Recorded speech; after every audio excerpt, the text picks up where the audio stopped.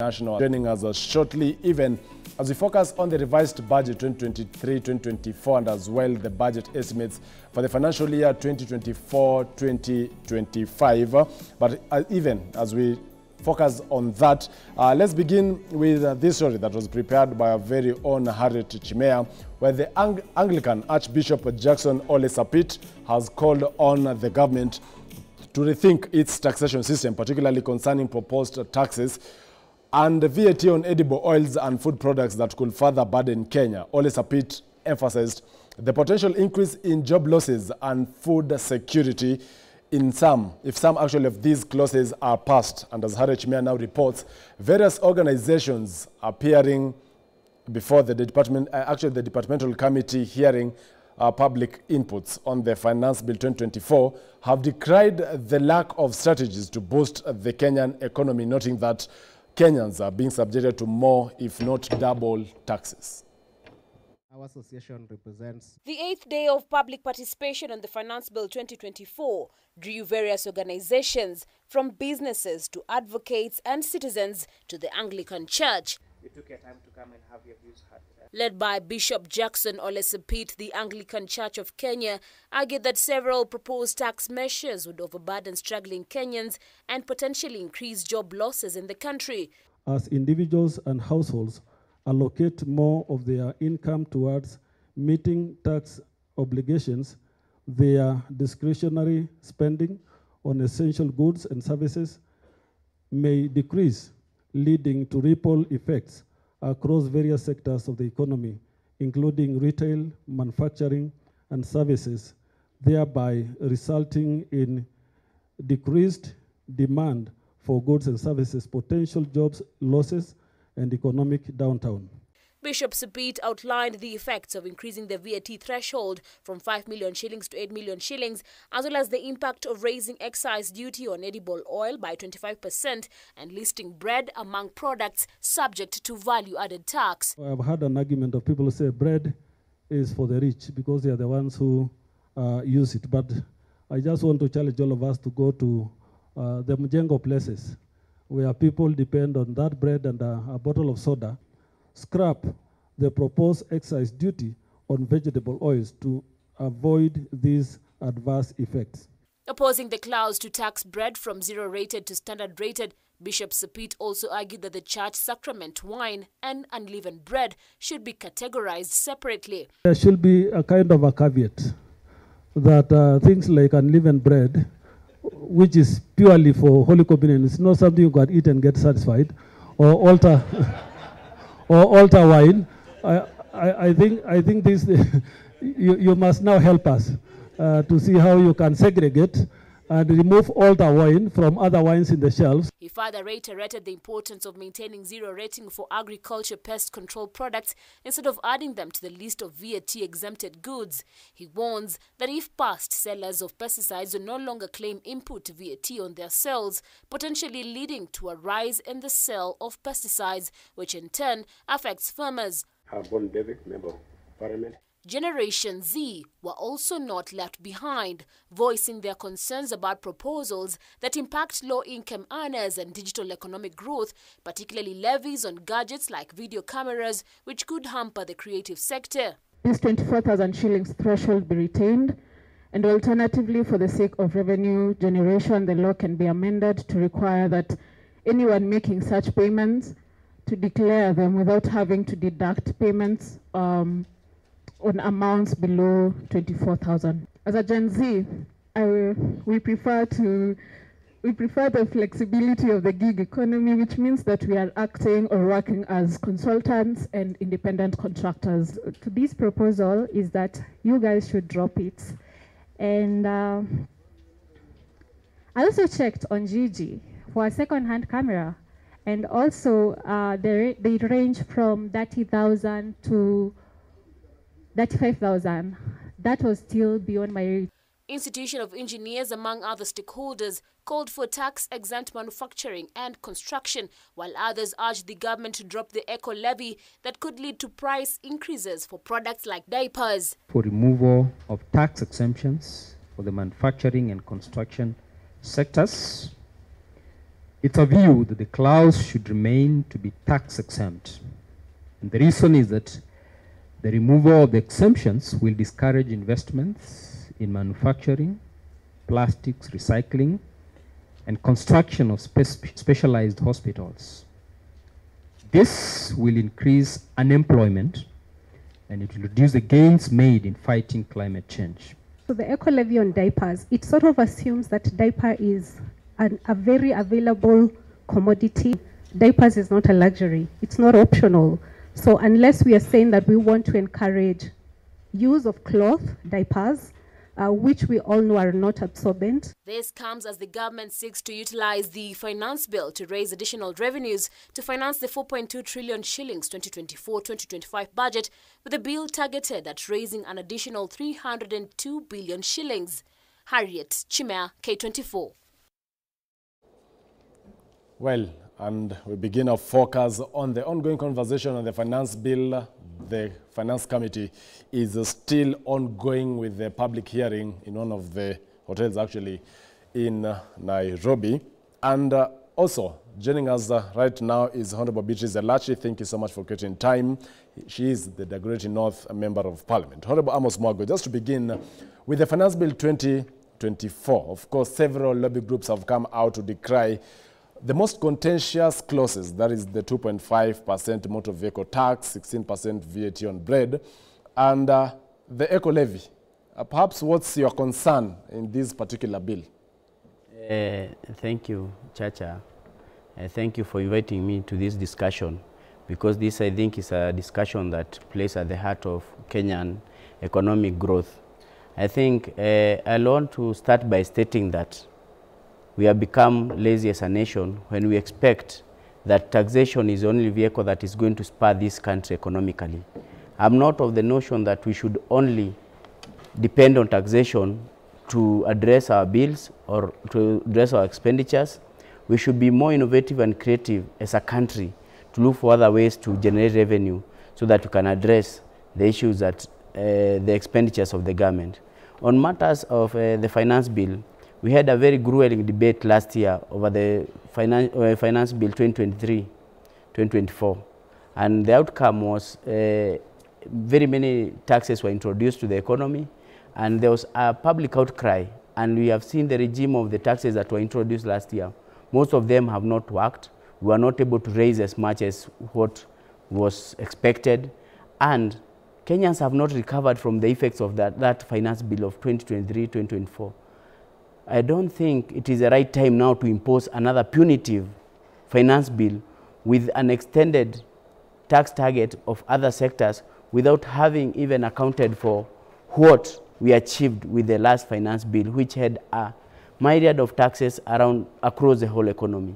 With this finance bill 2024, we see this as the last kick on the economy, because the introduction of more taxes on overburdened Kenyan, I don't think that is going to augur well even for our own economic growth.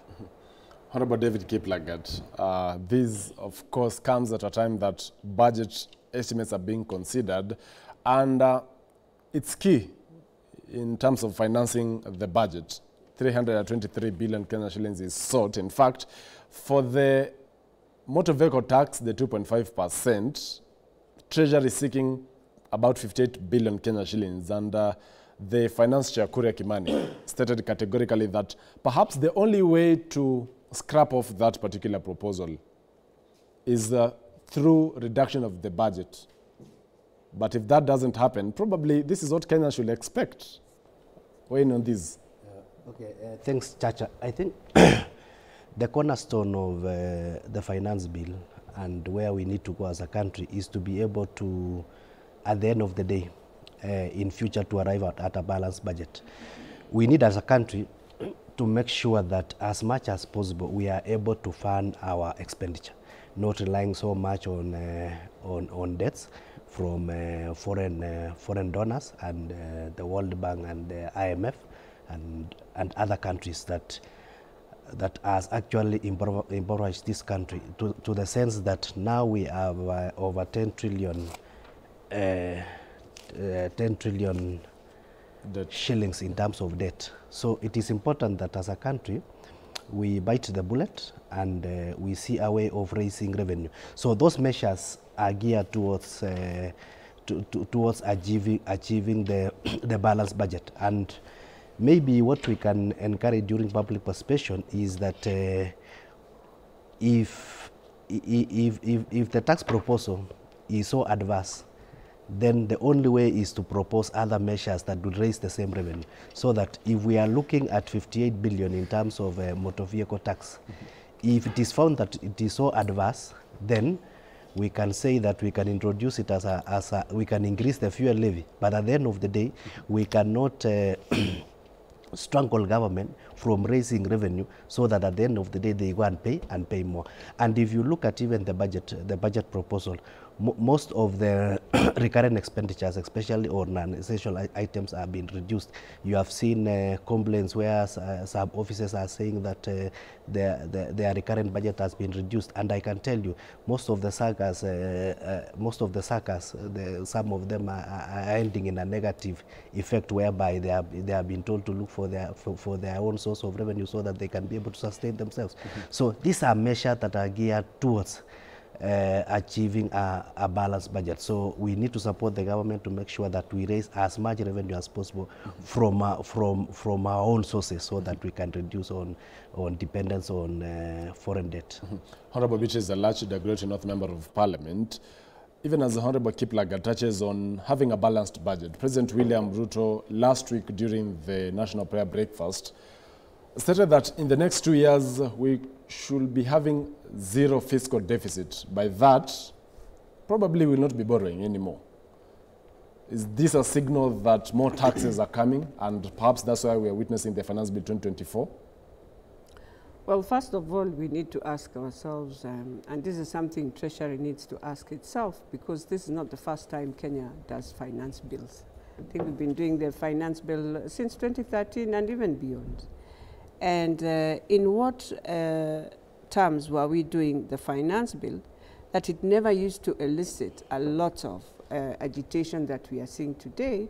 Is what they need to go back and look and draw. Because I believe even during the administration of Uhuru, there was a finance bill, and there were many issues that were very, very critical and people would raise, but they were done in very different ways. And I think that's one thing they must do going forward, and we cannot be having every year a finance bill.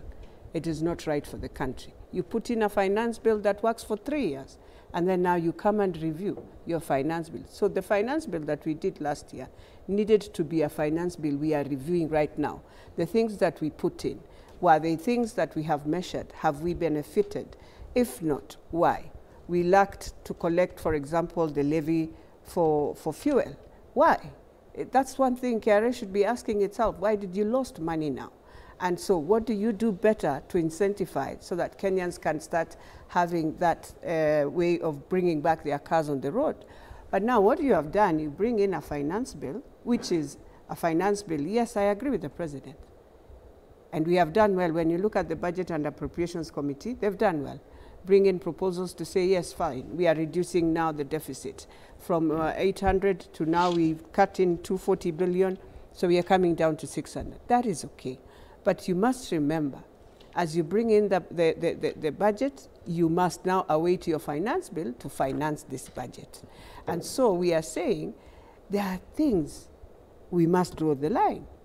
And so even when we are saying we have removed money from the sagas, I will say first look at the performance of those sagas. I don't mind, but look at the performance. If you bring an itemized budget to Bunge and you say this saga performs and brings benefit in this, definitely there will be added money. But if we have institutions that have already, first of all, you are unable to clear your monies and all that, then we have to remove money from you.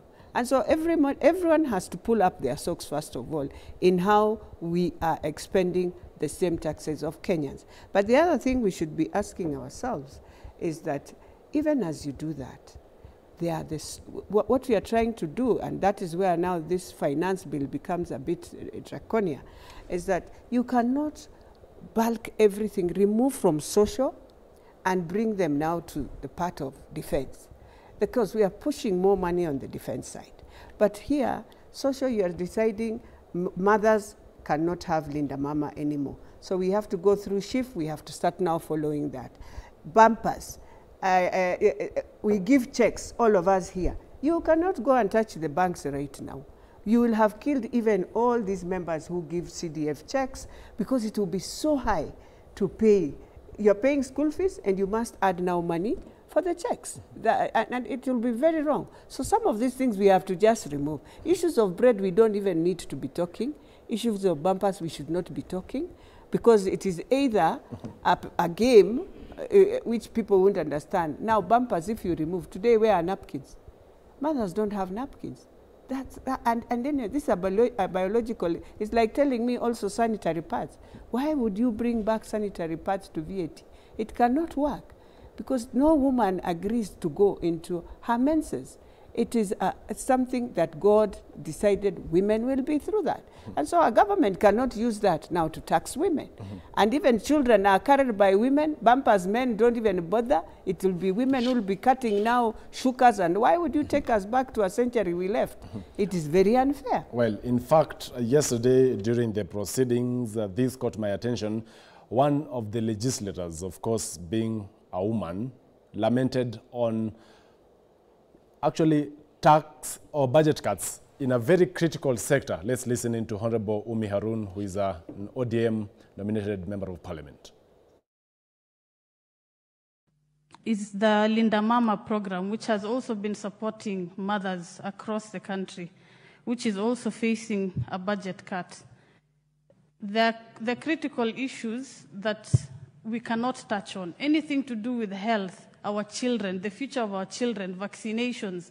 We are going back 10 years, 20 years as a country if we are not giving vaccinations to children, because polio has been a big campaign. Ever since I was born, I've been hearing kick polio out of Kenya. But if children are not getting polio vaccines, because I couldn't get rotavirus vaccine for my child, and I am privileged enough to access private healthcare. But these are mothers who cannot get this. So for me, this is not an issue that I can sit and watch. I have to address this, and I would definitely count on the support. Honorable Elach, is that what you're talking about? An MP Yes, even not be able to, actually not able to access vaccines? And she had to go even to Kangemi. She really walked to many of the dispensaries looking for it. And so it's very unfortunate. So you can imagine if her, what about my mama who is in Kawangware, a mama who is all the way in the rural, where are they getting vaccines? And even right now, the mortality rate of women, again, dying when giving birth is starting to go high.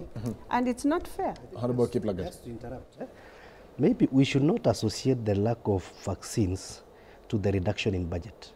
But that's what she has cited. It is just, I doubt, because it is just a procurement issue.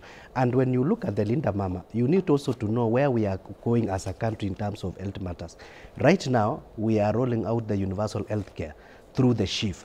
And all those micro projects, all of them will be encapsulated in the SHIF. So well, they need also to be in tandem of where we are going in terms of health matters. Even as we still maintain our focus on the finance bill, Honorable Amos Mwago, you attended Limuru 3, which actually came out as a protest of high taxation, especially for the mountain region, and as well business persons, especially from the Kikuyu community. Now that you come from Starehe, and of course we have a business community in Starehe, are they also decrying that this particular bill is punitive? Thank you, Chacha, and thank you for bringing that aspect of Limuru 3. And as much as I'm from the mountain, I'm also the Member of Parliament for Starehe constituency. And as it is known to you, it is not an agricultural constituency, it's a business-oriented constituency. And when you come to discuss matters on the finance bill, starting with what we are calling the cost of living in this country, you can see the proposed finance bill for 2024 has actually affected that mwananchi person that the government of Kenya the government in place was trying to address in its election campaigns. Hustlers. The hustlers and the mamamboga, the boda person. When you see VAT on bread, a commodity that is used in every household, When you see an increment in 25% taxation on edible oils, including bar soaps, including margarine, including everything, that is what is used in every household in Nairobi. You can see these taxes are aimed at the bottom people and the middle class people. So when you come to the cost of doing business, there's the introduction of this levy that is being called the eco levy. And I can bring you to speed to what is happening, because most of the people in Starehe constituency are involved in business that concerns importation of goods in this country. And we've seen the importers decry of the high taxation that the government has actually put on them and made the cost of doing business very high. But also, as a member of the trade committee, we got to address issues from the Kenya Association of Manufacturers. And it even defeats logic that in a country that promised that it will spur this economic development through production and through empowering local factories, the manufacturers also crying as the importers are also crying. So KM actually says there will be job losses. And now that Starehe constituency, I believe industrial area is within Starehe constituency. Sure. Will these heavily impact on your constituents? As a matter of fact, as we stand here, because of the finance bill of 2023-2024, the Kenya Association of Manufacturers and most manufacturers suffered punitive taxes in the name of a tax called Export and Investment Promotion Levy that had some of their products, the input products that they use in their production, being taxed up to 25%. In the cases of substances like clinker in the cement industry, just name but a few. But now this Finance Bill 2024 proposes to introduce something else that's called eco levy. Eco levy means that per a kg of plastic materials that they use in their production is going to be charged at 150 Kenya shillings. You can imagine how punitive that is to the manufacturers, and that is why they are saying most of these manufacturers, and you should know that, Chacha, the manufacturers of this country actually are the backbone payers of tax in this country, because their VAT is 16% direct from production, then they account for about 1 trillion of the contribution to the Kenyan economy in terms of taxation. And this has gone down to around 500 to 300 billion. And the alternative that these manufacturers are proposing, they want to shift to other markets which are more hospitable in terms of, because this promotion levy, this export and investment promotion levy is not introduced in other countries. It's being charged at zero. So the cost of doing business as we speak in Starehe, with this myriad of taxes, the business space has been suffocated. Well, we have seen people close shop every other single day. And you know, there's the trickle-down effect from manufacturers to distributors to suppliers to wholesalers to retailers, even to the hawkers. So when you tax the whole business cycle, you are taxing, you're actually killing business, or even the SMEs. You're killing the whole business and directing the tax to the taxpayer at the bottom level of the pyramid. This is the local monarchy that we're saying you're addressing in the campaigns. Honorable Kiplagat seems to be having a contrary opinion, but I'll be getting your comments on the same after this short commercial break. Remember, you can also join this conversation via social media platforms at K24 TV, at Joel Church, as well on SMS and WhatsApp numbers on the bottom of their screens. When we come back, we'll also be focusing on the revised budget 2023-2024. Stay tuned.